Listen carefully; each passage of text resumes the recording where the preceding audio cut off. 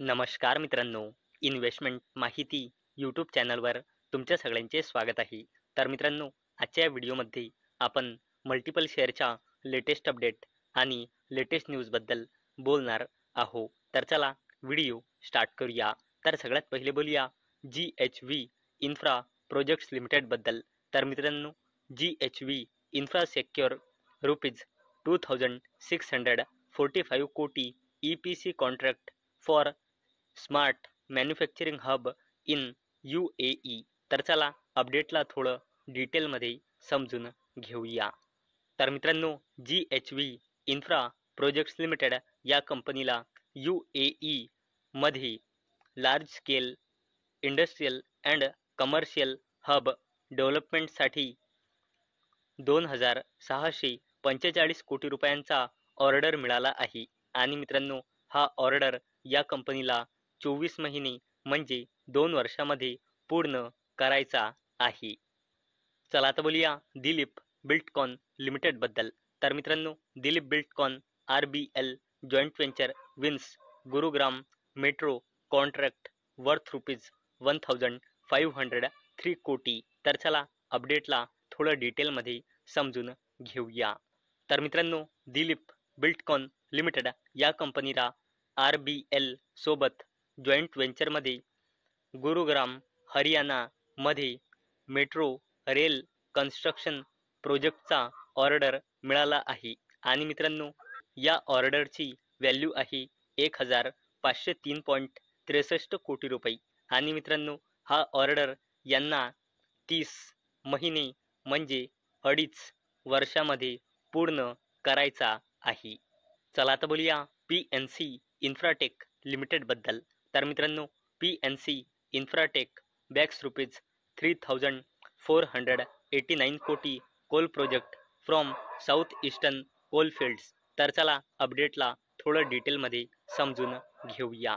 तर मित्रांनो, PNC Infratech limited या कंपनीला साऊथ ईस्टर्न कोलफिल्ड्स लिमिटेड या कंपनीकडून मोठा ऑर्डर मिळाला आहे, ज्याची व्हॅल्यू आहे 3,488.86 कोटी रुपये.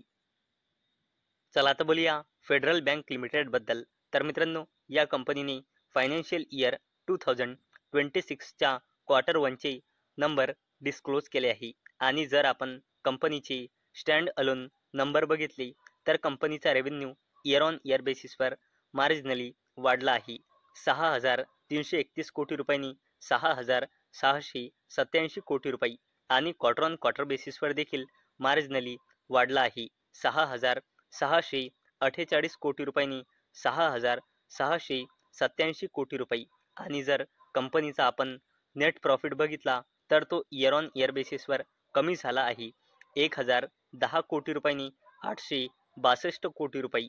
आणि कंपनीचा net profit quarter on quarter बेसिसवर कमी झाला आहे. 1,030 कोटी रुपयांनी 862 कोटी रुपये. जर आपण कंपनीचा ग्रॉस NPA बघितला तर इयर ऑन इयर बेसिसवर कमी झाला आहे. 2.11%नी 1.91%.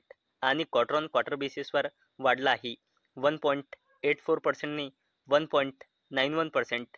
तसेच कंपनीचा net NPA year on year बेसिसवर कमी झाला आहे. 0.60%नी 0.48%. आणि क्वार्टर ऑन क्वार्टर बेसिसवर वाढला आहे. 0.44%नी 0.48%. चला आता बोलूया SML इसूझू लिमिटेडबद्दल. तर मित्रांनो, SML Isuzu July sales rise 18.6% year on year basis.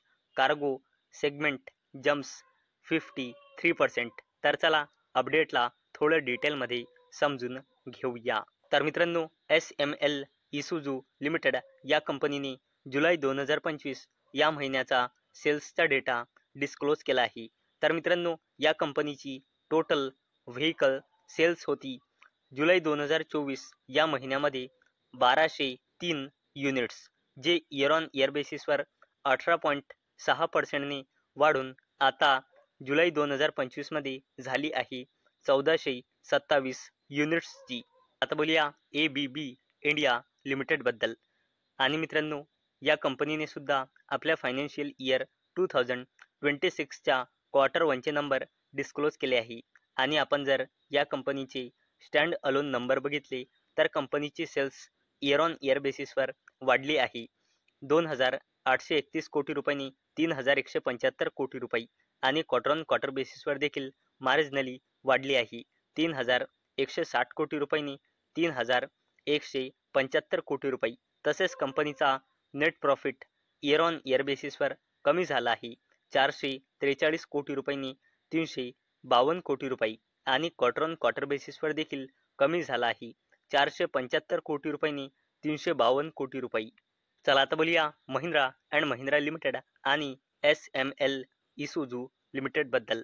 तर मित्रांनो, महिंद्रा अँड महिंद्रा कंप्लीट ₹554 कोटी acquisition of SML Isuzu eyes 20% commercial market share by financial year 2036. तर मित्रांनो, महिंद्रा अँड महिंद्रा लिमिटेडने SML इसूझू या कंपनीमध्ये मेजॉरिटी हिस्सेदारी 555 कोटी रुपयांमध्ये खरेदी करण्याच्या डीलला कंप्लीट केले आहे.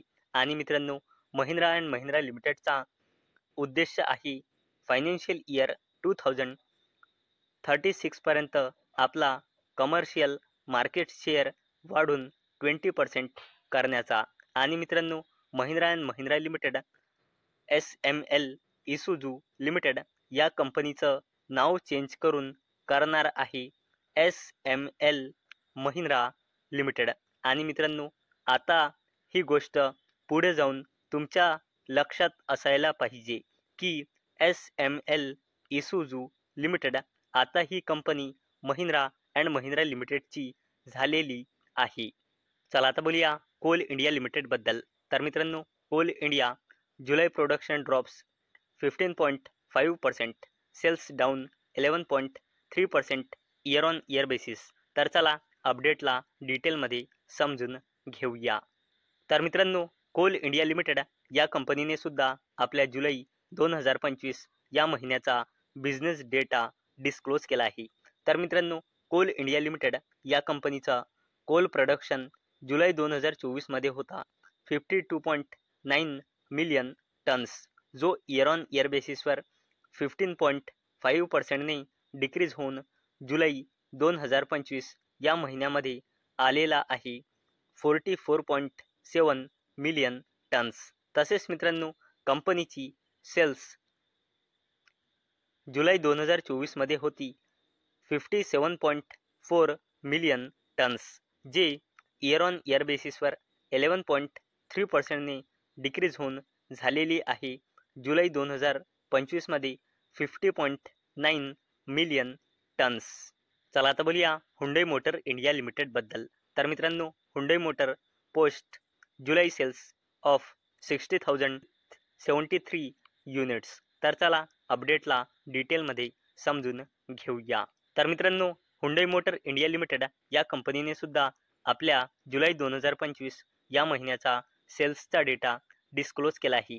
तर मित्रांनो, हुंडई मोटर इंडिया लिमिटेडने जुलै 2025 या महिन्यामध्ये टोटल सेल्स केली आहे 60,073 युनिट्सची, ज्यामध्ये डोमेस्टिक सेल्स आहे 43,973 युनिट्सची आणि एक्सपोर्ट आहे 16,100 युनिट्सची.